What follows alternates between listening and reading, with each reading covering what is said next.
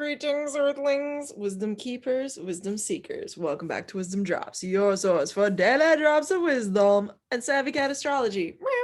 My name is Tonia, and today we are discussing the Pluto-Jupiter conjunction that is going officially effect on November 12th. So this is going in effect on November 12th of 2020, for real, but by degree, outside of the minute conjunction, this is actually happening on November 7th. But because Jupiter is not like the fastest moving planet in the world, and Pluto's definitely not the fastest moving planet in the world, I'm saying in our solar system, right? And Pluto's definitely not the fastest planet. This is actually in like effect on the 12th of November, okay, 2020, because the minutes move. It takes that long for Jupiter from the 7th to the 12th to catch up in minutes to meet Pluto exactly in the heavens, okay? So we're about to dive into this chart, and it matters because I'm about to show you in a second, Mercury's changing signs. So that's why we're reading for the 12th and not the 7th when it's by conjunction at the degree, okay? But before I jump into it, I just want to acknowledge this is a video request by Audemars FM. So shout out to you if you're watching this. Thanks for the video request. I do video requests for subscribers because I want to be here as an astrological source of wisdom and savvy cat astrology for you. So if you have a topic or a question or a specific thing, you're like, hey, Tonia, could you look at that and do a video on it? I'd be game. So put a video down below, a comment to what you want me to do a video on, okay, related to astrology. Last but not least, like this video and subscribe if you're not already. I put out a video every single day of the week, literally. So be here for it. I'm here for you to grow our savvy cat knowledge base, okay? And if you like it, it helps more people see it. Also, if there are assholes out there who hit the down thumb, that's fine too, because guess what? It still helps us get more views, and it still helps inevitably the channel grow. So I don't give a fuck. But with that said, let's move on into it and share the screen so you can see what I'm actually talking about on the 12th of November. Okay. So you should see the screen now. And as I said, November 12th, 2020 is what I have for this. And 22 degrees, 52 minutes. This is a little too, it's like 2 minutes past whatever, it's on this day. It's on the 12th. So what's happening in the heavens and what does this mean? So you're going to understand better what this is actually, what's it going to mean for you by the end of the video, right? Depending on your house of your sign, what I'm about to say, I'm just going to do a real quick caveat, will impact you very differently. So if you have very rudimentary astrology skills out there, just look at what house is Capricorn for you. What area of life does Capricorn rule for you? That's going to answer a lot of these questions about how this conjunction is going to happen, okay, in your life. You see what I'm saying? So something I want to bring up for you is that pay attention to where the death and rebirth of this larger mega conjunction between Saturn, Jupiter, and Pluto has been going on in your life, because what I'm about to talk about with the Pluto Jupiter conjunction in particular is super informed by that, whatever this larger experience of this mega conjunction with the Saturnian involvement, right, has been for you. So okay, let's jump into this now that I've gotten that out of the way. So, what does this mean before we even interpret the rest of the chart? First off, let's acknowledge this is the third and final conjunction of Jupiter and Pluto this year in 2020, okay? So this is significant because anytime you have multiple events of the same planetary experience, it's actually showing you a progression of something throughout time. So the first conjunction of Jupiter and Pluto actually happened on April 5th of 2020, and then the second one happened on June 30th of 2020. So these were two different occasions already this year that this same aspect already happened. Now, I want you to think back what was going on in your life at those points in time, okay? And we're probably going to look through with those dates just real quick to peep at the astrology, okay, by the end of this video, just FYI. But what was going on in your life early April? What was going on in your life late June? That's when we started to have all this crazy ass Corona, stuff going on. So just be aware that like this is all connected. It's literally all connected, okay? Everything. So with that said, I think that let's go into this now. Jupiter is belief systems, okay? Pluto is death, okay? Decay, okay? Decomposition. That's Pluto. It's the underworld. It's Hades. It's what's forbidden. It's what's taboo. It's what's gonna cause death sometimes. It is the force of death. It's Kali Ma, the goddess of destruction. She takes heads, y'all. How much more intense could you get? Pluto is literally the planet of intensity. It's the planet of extremism and occultism as well. So you amplify that, right? Why amplify? Because Jupiter is the planet of expansion. Okay, Jupiter, this little blue four looking thing, aqua, whatever, is the planet of expansion. He's the planet of growth, and whatever he touches, he makes bigger. So Jupiter, whatever he touches, he makes bigger. He's touching Pluto right now by this transit. And I think what we need to realize in our lives, no matter where Capricorn is for you, you are being given an expansion of this death energy. Now, you can take that literally or you can take it metaphorically. I would suggest that you give this a healthy way to manifest on this day and during this time, this larger stretch of time, so that it doesn't manifest in other ways. How can you do that? You can, on this day, on the 12th, honor this aspect by going deeper into your occult pursuits or studies because it's Jupiter conjunct Pluto. You can go deeper into something taboo on this day that you find enjoyable, as long as it's not, ethically gonna mess somebody up, or, encroaching without permission on somebody else's boundaries, because Pluto in a low vibration could definitely struggle with that. Be on the lookout. If you are a being who knows that there's some vulnerable circumstances around you, please, for the love of goddess and God and everything holy, be on the lookout on November 12th, okay? Because I want you to be really safe. I don't want you to be taken advantage of, because in a world that is imperfect, this could be a low vibe experience on this day, just from this conjunction alone. Or you could have been taken advantage of, goddess heavens forbid, earlier on these other dates, April 5th or June 30th, right around there, because and this could be like a culminative period in relationship to this 3-part series, right? So there's that for your ultimate consideration and awareness. But you could do like honoring this taboo aspect in a healthy way, honoring your occult side in a healthy way, honoring your own powerhouse within in a healthy way. Great time to do self-empowerment meditation around envisioning yourself being powerful on this day, around being yourself, imagining yourself as being and embodying the feeling of being more of like a puppeteer in the highest way possible. Don't cast out negative shit into the world, because it's going to come back to you times 3. That's the law of magic. So just be aware, whatever you put out comes back to you times 3. So make it be a good power, not like a power hungry power. Use and call upon your power to be a shaman and a healer and a transformer on this day. Because why? Because all of that I just said, healer, transformer, shamanism, belongs to Pluto. Pluto is the planet of transformation.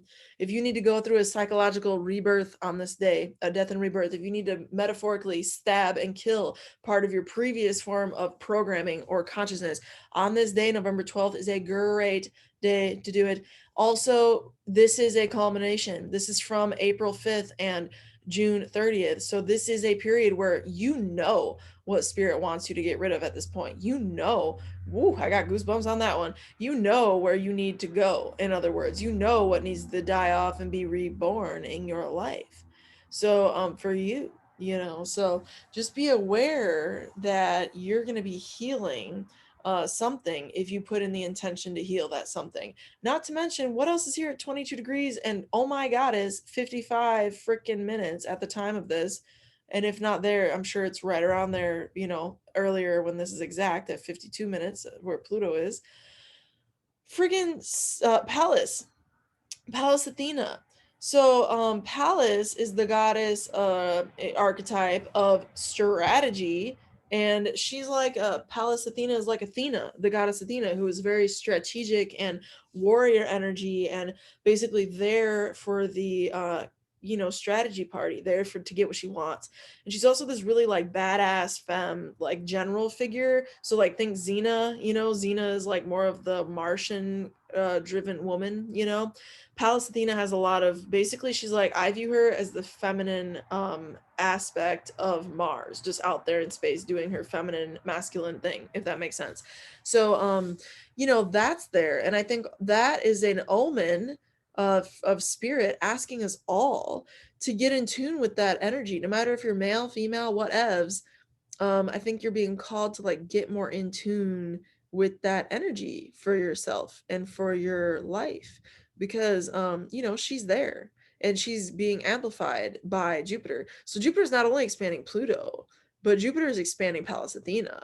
So I think some feminine energy coming into corporate power could be a big theme on this day, because like strategic warrior feminine vibe, Xena vibe, Pallas Athena is expanded through the means of Capricorn: accomplishment, diligence, systems, government, structures, businesses, corporation vibration, manager vibration, right? Owner vibration. And Pluto's there to transform it.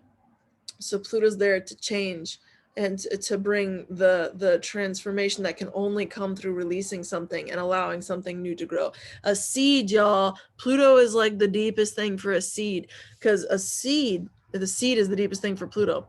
A seed, it goes through death in order to let the embryo inside of it be born. So that seed, it will kill its cotyledon and it'll eat itself. It'll let go of aspects of itself and it'll let the seed coat go back into the earth and decompose around it. Okay.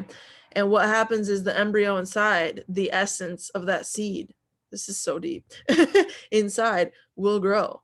And as a result, you see how that works? And even nutrient cycling, y'all, is deep. It's so deep. I should do a video on that. That's actually a really good idea. I might do a video on that. But but with that said, I was like, there's so much more I could say. I think that I've said a lot about this, and it's in a T square. So it's in a T square. You can get the idea, like feminine boss vibes are on fleet right now, and you're being asked to be that. If you are a woman and you've been calling that in your life, or if you are a man even, and you're embracing your more feminine intuition around how to like approach things strategically, great time for you. Great time for everybody who's trying to be a hustler and build their own empire right now, because it's in the sign of Capricorn, you know, and that's the sign of accomplishment. Whenever I think of Capricorn, I think of that Drake song, like we started from the bottom, now we're here, you know, like that kind of vibe. It's like that. So keep that in mind. Also, every time you have Mars opposite Venus, there's going to be some passions in the air, real thick, real intense. I think of like My Big Fat Greek Wedding with this type of energy, like shit will hit the fan. And it's very dramatic. And both of these planets are in their own dignity. So it's sexy. Mars is strong. Even though he's retrograde, he's strong right now. And Venus is, you know, gloriously conjunct this moon, which is beautiful. So I think while relationship tension is going to be pronounced, at the same time that that's the case, look at this conjunction with the moon and Venus. Our collective consciousness, our collective subconscious, the moon, our collective bodies are going to be influenced by beauty on this day. So transforming beauty and transforming money, because Venus here is conjunct the moon. And so the moon is the tangible world around us. She rules possessions. She rules tangibility. She rules the world of economics, and everything around us that is in this built environment is the moon in like the most rudimentary forms of astrology. The sun is spirit, the moon is the tangible. You know what I'm saying? So with that said, Venus there is literally money, and so there's multiple omens and tokens for everything in astrology, right? Tokens, what a choice of words. But you know, Venus is the money planet, and so it's also the pleasure planet. So keep in mind that these things are on our minds on this day, and benevolently engaged in conversation. And you know, they're supporting each other with this conjunction, but they're in opposition to Mars. And so Mars is the god of strategy. Again, strategy. You see this Pallas Athena strategy, you see this Mars strategy. They have a similar flavor, you know. So strategy and abundance, because Jupiter is abundance and Venus is wealth. So these are the benefics. The benefics are squaring off. The Mars influence energies of Pallas Athena and Mars itself, himself, are squaring off. And how do you reconcile this information, y'all? How do you reconcile this information? You reconcile it by going to the apex of this T square. That's how you reconcile a T square. You go to the apex and look at this beautiful, like how Jupiter and Pluto, look at this beautiful symmetrical engagement and planetary conversation they're in at this time. They're in really great communication, because not only are they in tension, yeah, to Mars and to Venus, but they're also in a glorious sextile to the sun at 21 degrees of Scorpio and Neptune. So you have, at the same time, you have this T square on this day, and at this time, you have a V sextile. You see that little blue triangle right there? Look at all this astrology I'm giving you right now. I'm giving you so much astrology. Because that's gorgeous. Because the little T square is like where you've already developed, or excuse me, the little V sextile is like where we've already developed things, and now we can apply those things towards getting good things and making good things that are easy to come to us, not so hard. So at the same time, this is a struggle bus point right now, with the fact that, yeah, this is an apex of a fucking T square, like, pardon my French.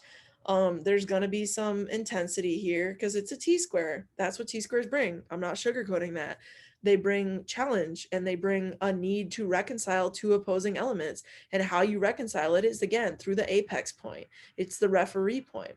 So at the same time, y'all, at the same time that that's happening, there's a support aspect because of this sextile and these trine. So this T square is being balanced out by this V sextile. So this point is also the apex of that. And look, it's the Pluto Jupiter conjunction that is the rescuer of this whole thing.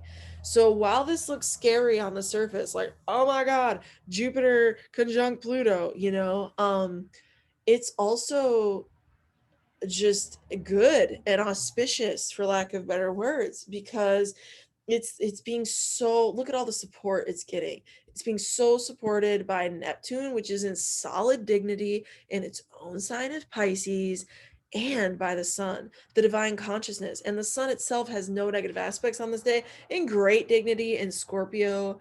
And conjunct Juno, you might have some soulmate interactions on this day, especially if you're a Capricorn or even like a Scorpio. You might have some really powerful soulmate relationships come in that literally just change and transform your whole life. That is not outside the realm of possibility. I think somewhere in the universe, that's going to happen for some people with those energies, and really intense passion. And yeah, there could be drama. There's very likely going to be drama, but it's all smoothed out by being a boss. Capricorn point. What does this solution mean, right? This apex point, being a boss, being in your own boss energy of your own life, of your own self, of your own legacy, taking that by the helm, or taking the helm of that situation, taking life by the horns, so to speak. That's going to be really beneficial to you at this time, because that's that apex point in Capricorn. And hardening off where you need to harden off, and being like a business person, almost applying that to your life. I hope this video brought you value. If it did, hit the like button, because I put out a video every single day, and this video was rather informative, I think. I went into a lot of astrology. I went a lot deeper than I was even trying to go into, and we didn't look at those other dates because I just feel like this is already a long video. So yeah, we're gonna wrap it up there. But thanks for all the support. Thanks for all the love. Hit the like, all that jazz. And with that said, through next time, until next time, may the stars be with you. Peace.